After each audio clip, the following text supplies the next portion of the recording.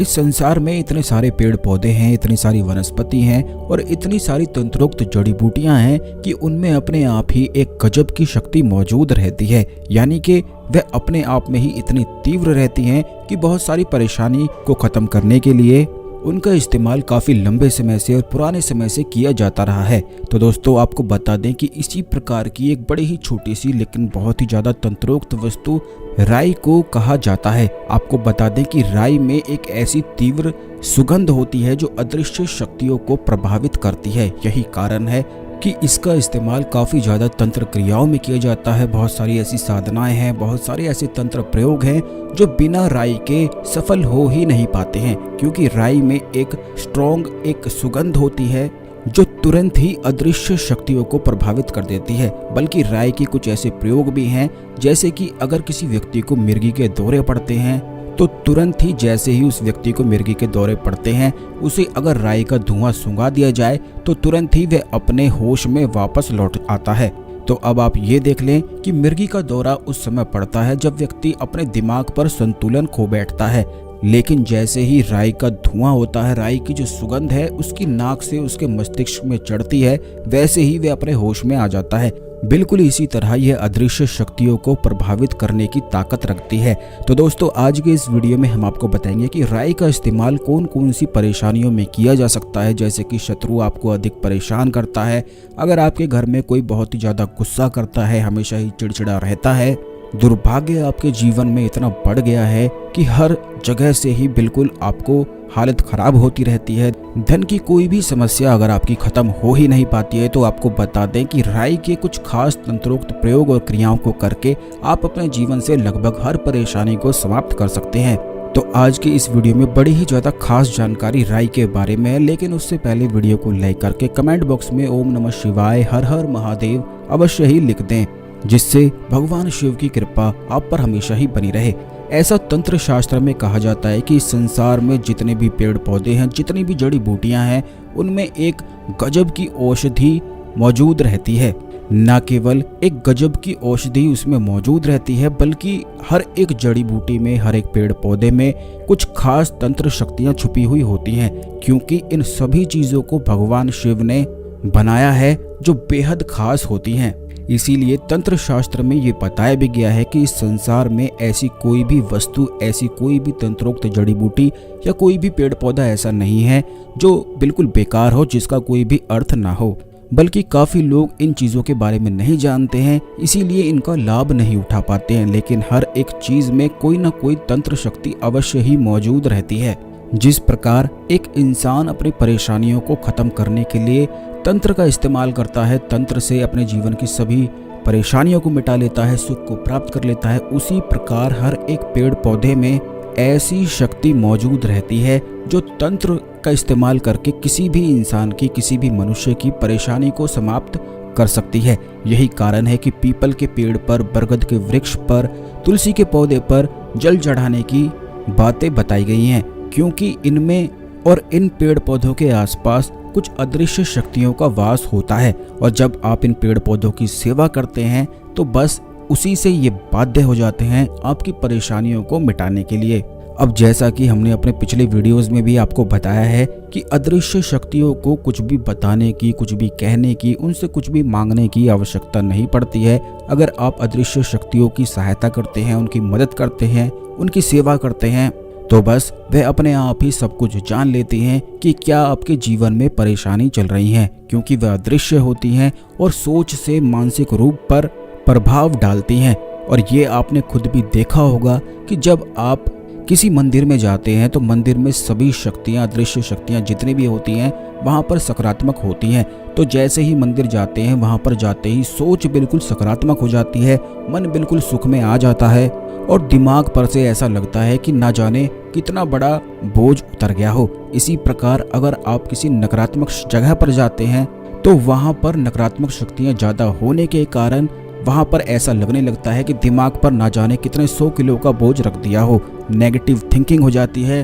तो इसी प्रकार नेगेटिव और सकारात्मक जितनी भी शक्तियाँ होती हैं ये अदृश्य रूप से सोच को प्रभावित करती हैं। जैसे कि अगर किसी व्यक्ति में आत्मविश्वास की कमी हो जाती है, वह बहुत ज़्यादा डरा सा घबराया सा रहता है, तो इसका मतलब ये होता है कि उसके आसपास की जो शक्तियां हैं वह काफ़ी नकारात्मक हो चुकी हैं, जो उसकी सोच को ऐसा प्रभावित कर रही हैं कि वह कुछ भी अच्छा सोच ही नहीं पा रहा है। और जितनी भी तंत्र क्रियाएं होती हैं, काला जादू होता है, काली विद्या होती है, यह भी केवल सोच के माध्यम से ही किसी भी व्यक्ति को पीड़ित करती हैं या किसी भी व्यक्ति को ठीक कर सकती हैं।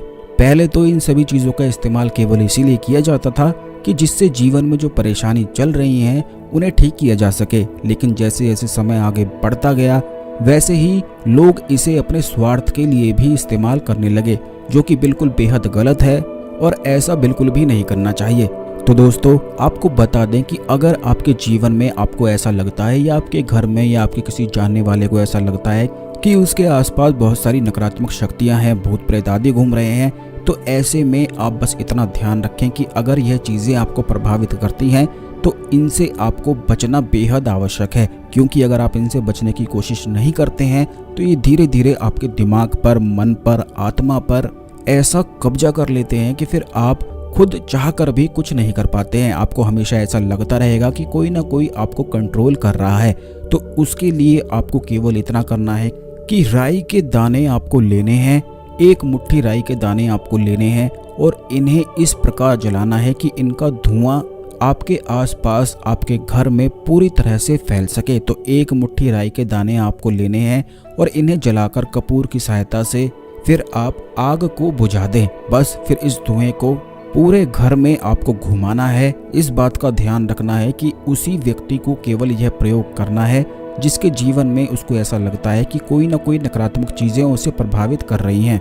ऐसा लगातार 21 दिन करने से हर प्रकार की नकारात्मक जितनी भी शक्तियां होती हैं वे बिल्कुल डरकर दूर भाग जाती हैं।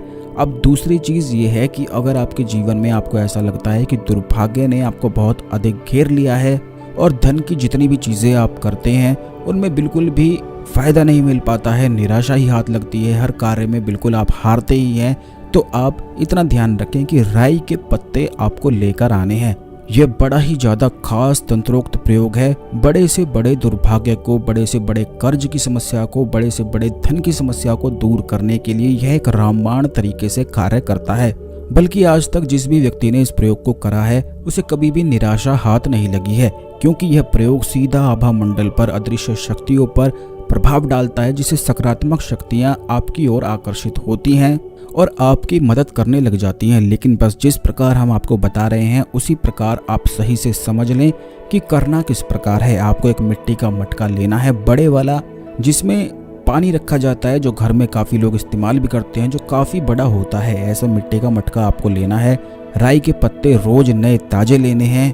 उस मिट्टी के मटके को भर के उसमें 11 बार देखते हुए महामृत्युंजय मंत्र का जाप करना है और ऊपर से राई के पत्ते डालकर ढककर इसे रख देना है। और 1 दिन बाद इस पानी से आपको स्नान करना है। लगातार 51 दिन तक इस प्रकार अगर इस पानी से स्नान किया जाए और बिल्कुल ऐसे ही पानी बनाया जाए, राई के पत्ते लाकर उसमें डाल दिए जाएं, जब आप उस पानी से नहा लें दोबारा भर के उसे फिर से उसमें राई के पत्ते डालकर रख दें, महामृत्युंजय मंत्र का जाप करें, तो केवल 51 दिन करने से बड़े से बड़ा दुर्भाग्य टूट जाता है। कर्ज की समस्याएं टूटने लग जाती हैं। ऐसे अवसर मिलते हैं कि चाहे आप कितनी भी बड़ी परेशानी में ही क्यों ना फंसे हों, उन सभी परेशानियों से छुटकारा अवश्य ही प्राप्त होता है। और यह इतनी तीव्रता से कार्य करता है कि जैसे ही आप राई के पत्ते पानी में जो डालेंगे और उस पानी से रोज शाम के समय नहाएंगे, ये बात भी आप ध्यान रखें कि इस पानी से केवल उस समय नहाना है जब सूरज ढल जाता है, यानी कि बिल्कुल शाम के समय,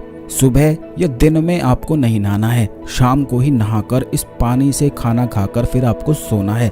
ऐसा तुरंत करने से इतना लाभ प्राप्त होता है कि सभी नकारात्मक चीज़ें दूर भागती हैं, शत्रु दूर भागने लग जाते हैं। और जो व्यक्ति इस पानी से स्नान करता है उसका आभा मंडल इतना तीव्र हो जाता है कि फिर उसे कोई भी अदृश्य शक्तियां जो नेगेटिव होती हैं प्रभावित नहीं कर सकती हैं। और जब नेगेटिव शक्तियां प्रभावित कर ही नहीं पाएंगी तो जीवन में केवल सुख ही सुख होगा और आप आगे बढ़ते हुए ही चले जाएंगे। यह खास प्रयोग उन लोगों के लिए है जिनके जीवन में उन्हें ऐसा लगता है कि अब कुछ भी नहीं बचा है, सब कुछ खत्म हो चुका है, और किसी भी चीज़ का उन्हें लाभ प्राप्त नहीं हो पा रहा हो तो आपको हमेशा ही हम बताते हैं कि कभी भी आपको हार नहीं माननी चाहिए। हम हमेशा ही अपने चैनल में हमेशा खास चीज़ें बताते हैं जिससे आपकी मदद हो सके, आप आगे बढ़ सकें और हर संकट से उभर सकें, क्योंकि इस संसार में कोई भी ऐसा संकट नहीं है जो समाप्त ना हो सके। और भगवान शिव के जो भक्त होते हैं इसीलिए कभी भी हार नहीं मानते हैं, इसीलिए उनमें आत्मविश्वास, उनका मनोबल इतना बढ़ा हुआ होता है कि वे स्वयं ही जानते हैं कि इस पृथ्वी का मालिक तो केवल एक ही है। इसीलिए जब भी आपके जीवन में परेशानी आया करे तो कभी भी निराश ना हुआ करें, क्योंकि परेशानी जीवन के लिए आवश्यक भी है और सभी के जीवन में होती भी है। लेकिन आप तंत्र का इस्तेमाल करके, मंत्र शक्ति का इस्तेमाल करके हर परेशानी को समाप्त कर सकते हैं। आने वाले वीडियोस में और भी ज़्यादा खास मंत्र साधनाओं के बारे में हम आपको बताएंगे। और यह जो प्रयोग हमने आपको बताया है, महामृत्युंजय मंत्र साधना में किया जाता है। अगर आप कोई मंत्र पढ़ते भी नहीं हैं तो महामृत्युंजय मंत्र जाप करना आप शुरू कर दें, क्योंकि इस मंत्र की एक अद्भुत महिमा बताई गई है। इसके लाभ क्या क्या हैं और इसके कैसे फायदे मिलते हैं, कैसे ये मंत्र जागृत किया जाता है, कैसे भगवान शिव से कनेक्शन बनाया जाता है इस मंत्र के इस्तेमाल से, इन सभी चीज़ों के बारे में हम आने वाले वीडियोस में अवश्य ही, जब साधनाओं के बारे में बताएंगे तो इन बारे में तब आपको बताएंगे। इसीलिए आप चैनल को अवश्य सब्सक्राइब करके रखें, बेल बटन दबा कर रखें, जिससे कोई भी वीडियो मिस ना हो और सभी वीडियो आप देख सकें बिना लिंक के। अगर सब्सक्राइब नहीं करेंगे, बेल बटन नहीं दबाएंगे तो आपको वीडियो और ख़ास जानकारी नहीं मिल पाएगी। तो अवश्य सब्सक्राइब करके रखें। ओम नमः शिवाय। हर हर महादेव।